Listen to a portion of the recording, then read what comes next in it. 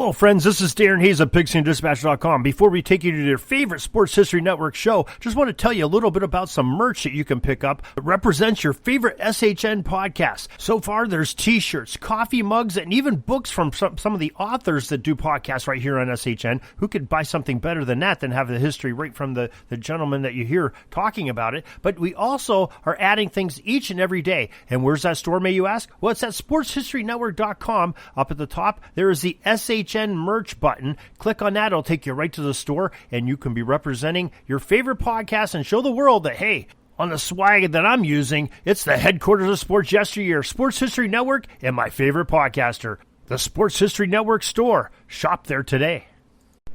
All right, welcome back to episode number 2 of One Guy with Mike, Dingers and Dunks. This week with the 8 legends of the Negro League Baseball that are in MLB The Show 23. This is going to be episode number 2. This is the second part of the previous 4 that we talked about earlier this week when we talked about John Donaldson and Satchel Paige, Jackie Robinson, and Martin Digo. All right. So, in this episode, we'll be talking about Hilton Smith, Hank Thompson, Buck O'Neil, and Rube Foster. And then we will do one more episode. I don't think I'll be able to get out this weekend, so it'll probably be out on Monday or Tuesday, most likely to end the month of this with, we're going to give an overview of Negro League Baseball and what happened before integration and what happened after integration. So that'll be fun and interesting. I learned a lot doing this, so proceed to learn more as I keep doing the research to provide episodes like this for you guys. And I really appreciate everyone taking the time to come back and listen as well. So this week we are starting off with Hilton Smith. Hilton Smith was born February 27th, 1907 in Gidding, Texas. He began playing baseball with the Austin Black Senators in Austin, Texas, and then he would also play at Prairie View A&M in 1928 and 29 as an outfielder in year 1 and a pitcher in year 2. He made the Deanlets both years as well while he was there, and in 32, Hilton Smith made his major league debut with the Monroe Monarchs in Monroe, Louisiana. He appeared in one game, getting the start, pitching 5 2/3 innings. He gave up 6 hits, 3 earned runs, with 4 runs scored, struck out 2. He played with the Monarchs as they turned into a minor league team for the Kansas City Monarchs. So no stats are provided for his years 33 from 1933 to 1934. In 1935 and 36, he played semi-pro ball with the Bismarck Churchills in Bismarck, North Dakota. He would team up with Satchel Paige, Ted Doubleday Radcliffe, Clint Brewer to form a pitching staff that would win the semi-pro championship in Wichita, Kansas that year in 35. After the 35 season, Paige, Radcliffe, and Brewer all left to play elsewhere. Hilton became the ace of that lead of that team and led the 36 team back to the championship game, where he would go on to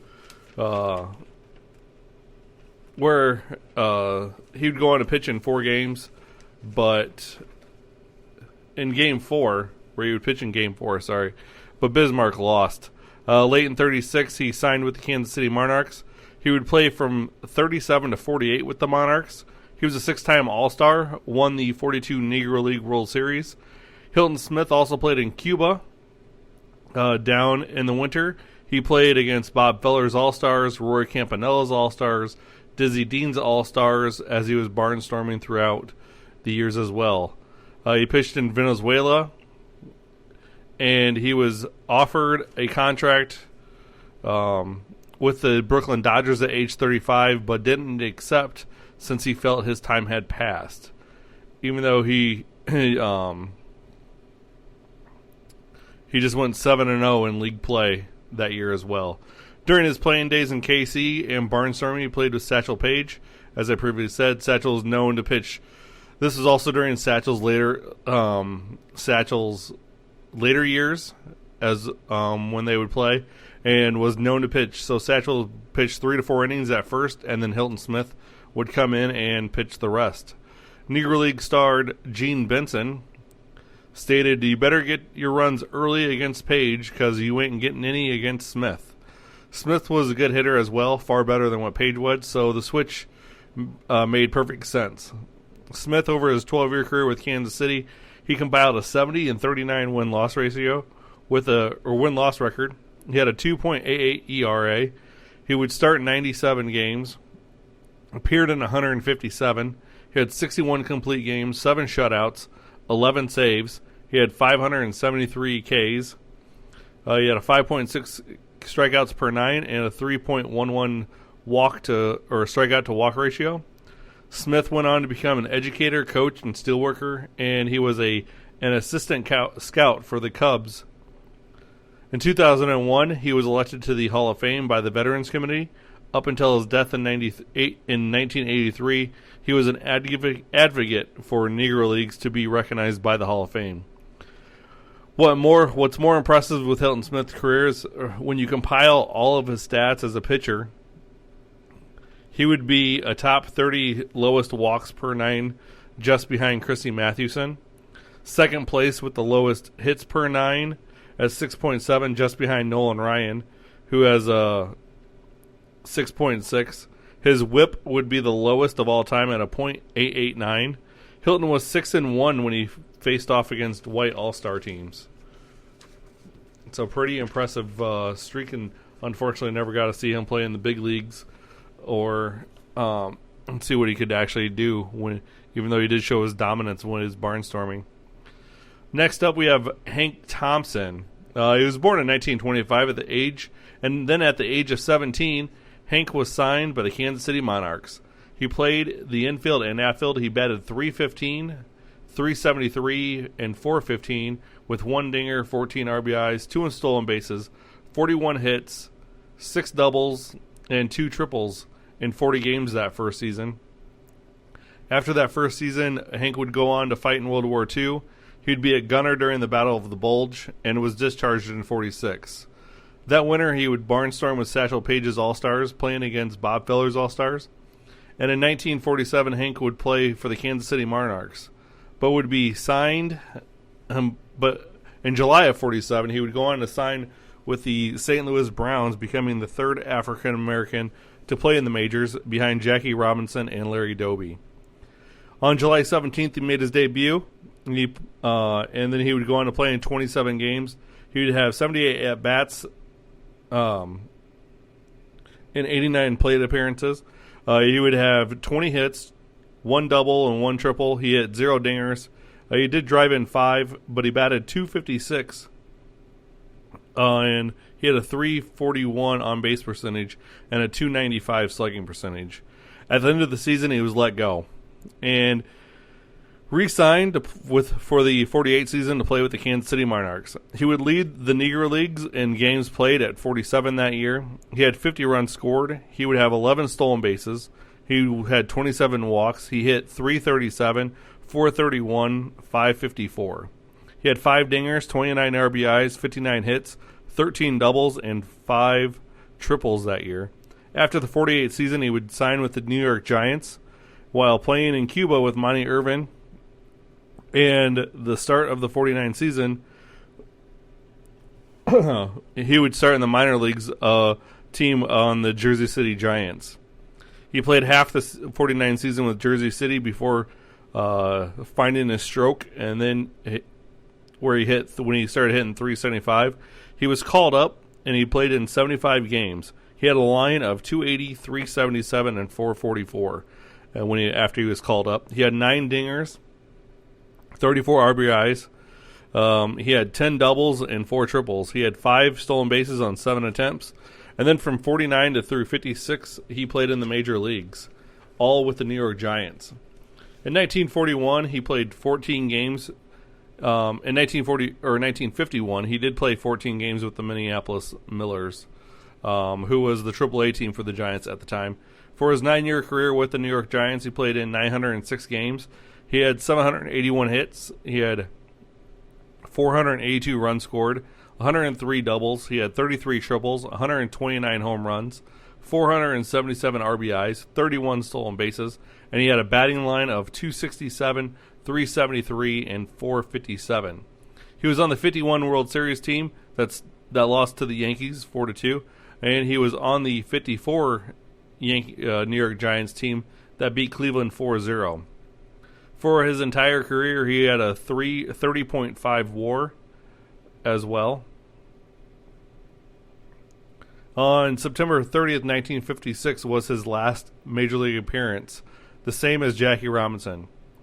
Hank Thompson was a part of the first... Hank Thompson was a part of a lot of firsts when it comes to African American history in the major leagues.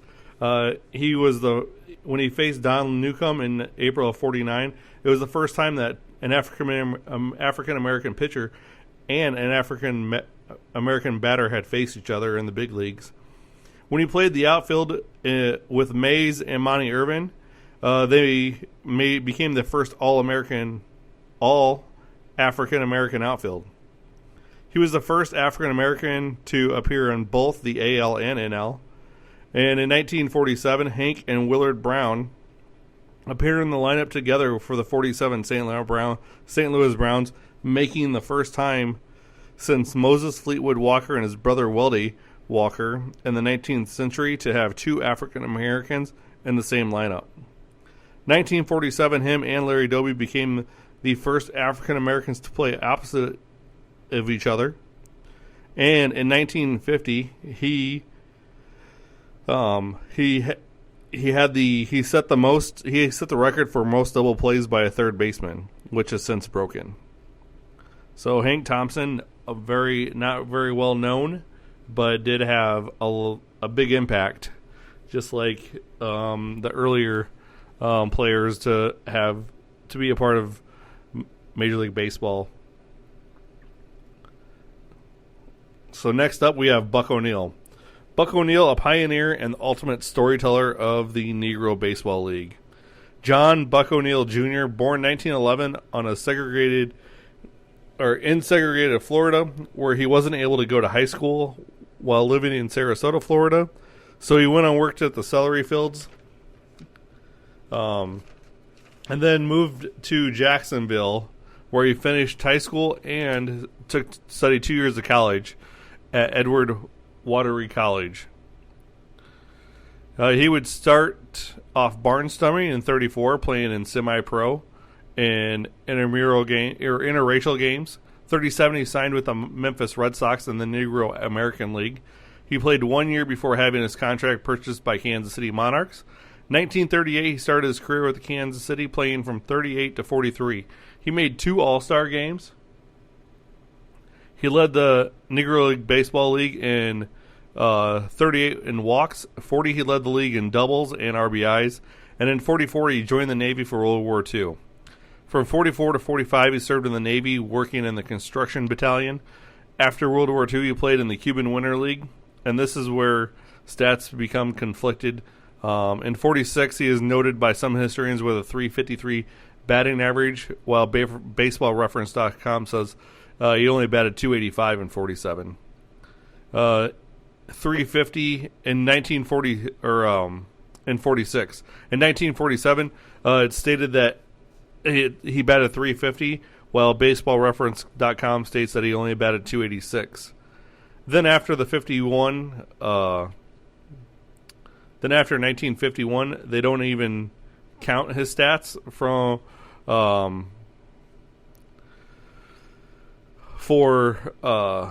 some games on BaseballReference.com. His stats only go till 48. BaseballReference.com shows O'Neil to have a career average of 267 or 260, 12 dingers, and 342 hits. So, and that included his time in Memphis. O'Neil would be a player and manager of the Kansas City Monarchs from 48 to 55, when he would soon retire in 55. After retirement, he became a scout for the Cubs, where he scouted Lou Brock and got him to sign to the Cubs. only to see him traded in the most lopsided trades of Cubs history to the rival Cardinals. Cards got a slumping Brock, Jack Spring, and Paul Toth. Meanwhile, the Cubs got Ernie Bergoglio, Doug Clemens, and Bobby Shantz. Bergoglio ended up not replicating his previous season. Doug Clemens ended up being out of baseball shortly, and so did Bobby Shantz. Buck also got Elston Howard into the majors with the Yankees, as he was a very pro Elston Howard advocate since he had played with him. In 1962, as part of the College of Coaches, O'Neil was named as a coach for the Cubs, becoming the first African-American coach. But he was never able to actually coach a game or be on the baselines.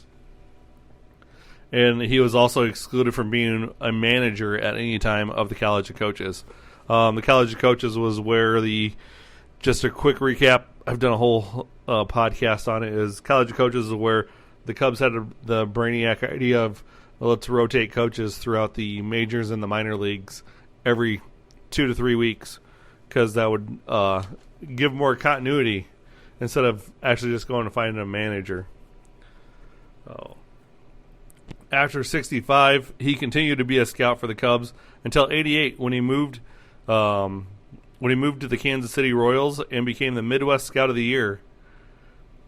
But O'Neil gained more stature in 1994 when he appeared on the Ken Burns PBS documentary of baseball. That's when he really took off. But in 1990, he started to lead efforts to establish the Negro League Baseball Museum in Kansas City, Missouri, and he served as its honorary board chairman until his death in 2006. O'Neil received numerous honorary awards and awards after life. And the list includes, in 96, he was given an honorary doctorate of business administration for the University of Missouri, Kansas City. 2002, he was inducted to the Baseball Scouts Hall of Fame in St. Louis, Missouri. In 2006, he was the oldest player to bat in a professional game, walking twice intentionally in consecutive half innings, as he was traded between the Kansas City T-Bones and the Fargo Moorhead Redbirds. He also was given the Presidential Medal of Freedom Award in 2006 as well.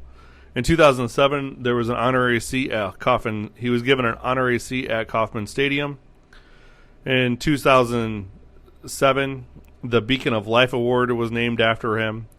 In 2007, Buck O'Neil Lifetime Achievement Award named after him by the Hall of Fame as well. In 2008, there's a life-size statue of him in Kansas City. In 2021, voted into the Baseball Hall of Fame finally. And then in 2022, he was finally inducted as a pioneer and executive of the Negro League Baseball. And Buck O'Neil is probably one of the best storytellers of Negro League Baseball. Now we come to Rube Foster, the man that created the Negro National League, the man with probably the greatest impact on Negro League Baseball. He was born in 1879. He grew up in the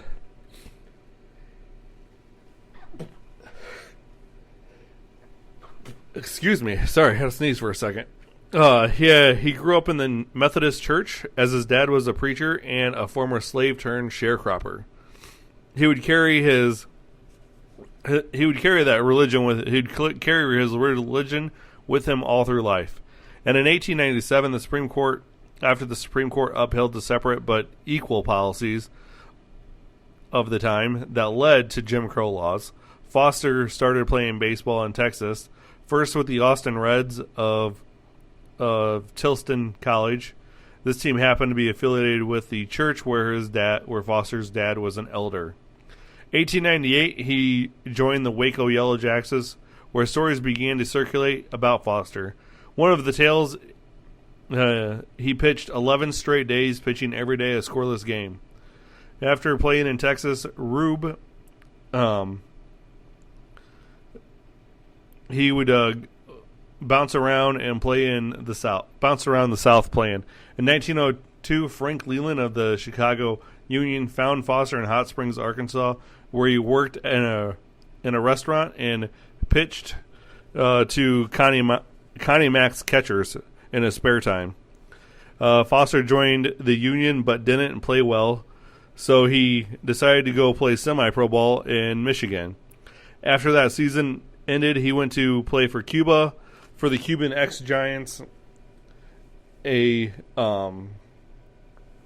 team on the East, a premier team on the East Coast.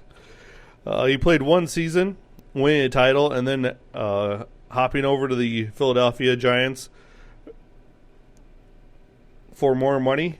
He played there from 04 to 06, winning 3 more city titles. It seemed during this time that he became more wide known in baseball circles. He also earned the nickname Rube during this time as well. And some people just discredit how, but legend has it is he beat Rube Waddle. And so Foster became the in parentheses colored Rube. During this time, legend is also Rube Foster showed Chrissy Mathewson how to pitch the screwball that the manager of the Giants, John McGraw, came to Rube Foster and asked him to show Mathewson how to throw the fadeaway pitch, as they used to call it back then, and when it was actually a screwball. Again, some doubt this, but there is one thing for sure that did agree upon. If Rube Foster had been white at the time, he would have been the greatest pitcher to play in the American League or National League. He had a repertoire that included a curveball, screwball, and a fastball that fluttered away from the hitter. At one point in 1905, Rube is stated to win 51 out of 55 games, but not all records can be found. But what can be found is that he was 25-3. 1906, after winning third straight city championship with Philadelphia, he would write an essay for Sol White's History of Colored Baseball, and talked about how to pitch, and he gave the 3 principles: good control, pitch certain pitches, and where to pitch them, and the more game experience, the more games you play, the more experience you should have. So you should basically keep learning from your mistakes and continue to learn throughout the game. In 1907, Foster and his teammates from Philly would sign contracts for more money to play for the Leland Giants in Chicago.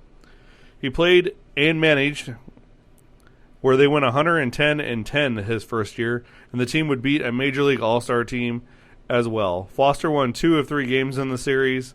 From 1908 to 1910, Foster played and managed, and he would play first and outfield.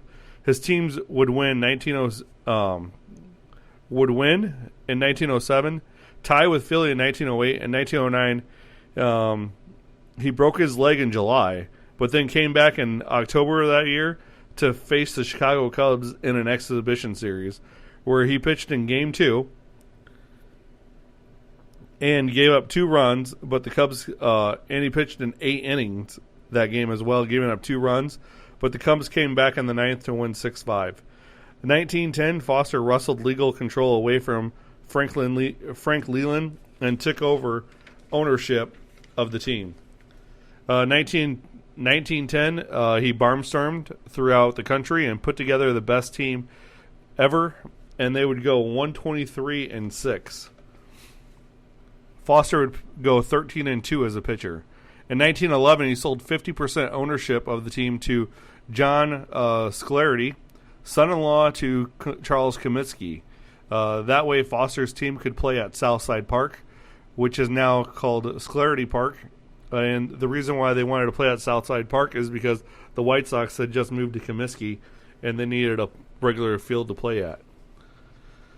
So Foster changed the team name from to the Chicago American Giants, and they would win 4 straight Western Black Baseball Championship, losing the national championship in 1913 to the Lincoln Giants. In 1915, the American Giants and the Indianapolis ABCs started a rivalry that would last until 1917. 1917, Foster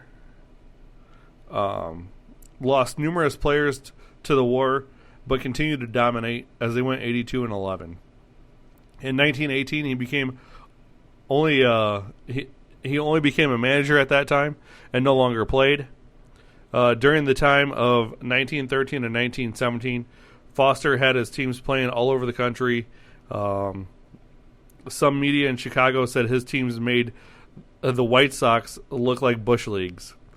After the war, Foster and Scolarity expanded the seating, but due to civil unrest in Chicago, the team had to play most of its games on the road. After the 1919 season, Foster would say, "This is the last time I try to interest colored club owners to get together and work and begin working on a working basis." So on February 13th, 1920, Foster organized a meeting with 7 owners of black clubs to begin a league that resembled the white-only major league.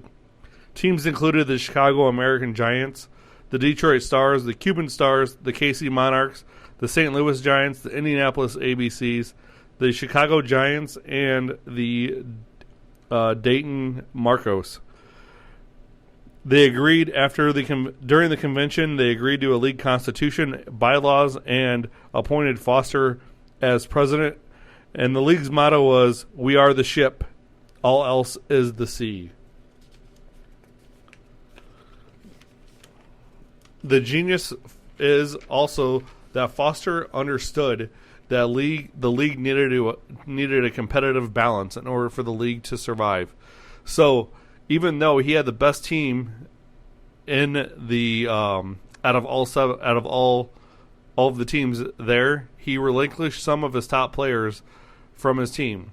But that didn't stop the Chicago American Giants from winning 3 straight titles before KC finally won one for the first time in 1923. At this point, Foster was starting to face criticism on how he ran the league, with some saying he ran it like a dictatorship. But during this time, the league expanded teams and players' salaries also rose. It was also the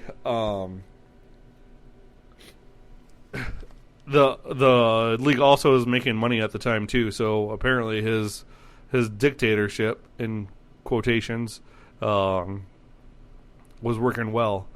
So in 1924, the league had their first World Series. It was between the Kansas City Monarchs and Hilldale. Foster planned the entire thing, and this put him in the category of Johnson and Judge Landis at the time. But unfortunately, this would be Foster's high. Like, this is the ultimate peak. Because in 1925, while in Indianapolis, he was found unconscious due to a gas leak in his hotel room. He survived, but mentally he became delusional and irritable. And he also became hostile and not easy to work with. So September 8th, 1926, he was declared mentally irresponsible and confined to an Illinois State Institute, where he spent 4 years until his death in December of 1930. The impact of Foster being removed from the league in 1926 wasn't felt until 1931, when the league finally folded. In 1981, Foster was finally inducted in the Cooperstown Hall of Fame as a pioneer of an executive for the Negro Leagues. He also had a stamp made of him by the U.S. Postal Service. He is inducted into the Chicagoland Sports Hall of Fame, and he was featured on a $5 gold half-eagle coin as well. In 1922, I don't know, I put So, yeah. And this $5 half eagle coin commemorated the centennial of the Negro Leagues. Foster's dream of a thriving league for the African American came to finally fruition in the mid-1930s with the second coming of the league, and it would last until 1960.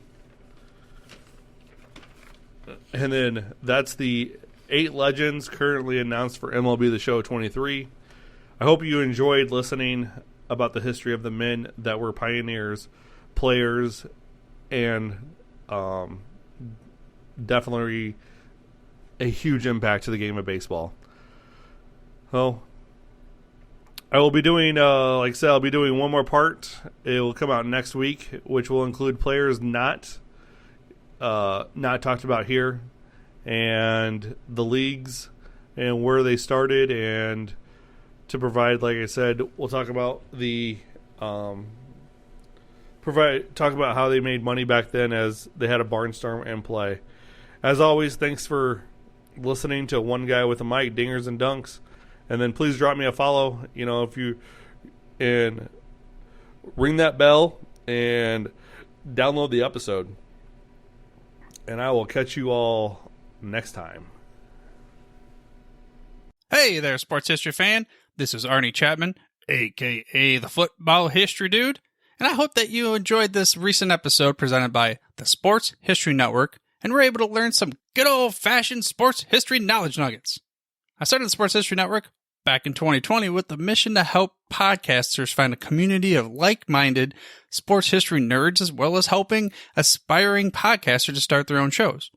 We have a little bit over 30 shows on the network right now covering all sorts of sports history, but as far as I'm concerned, we're just at the toothpick in the ocean moment, that can't even figure it out because there's so much more coming.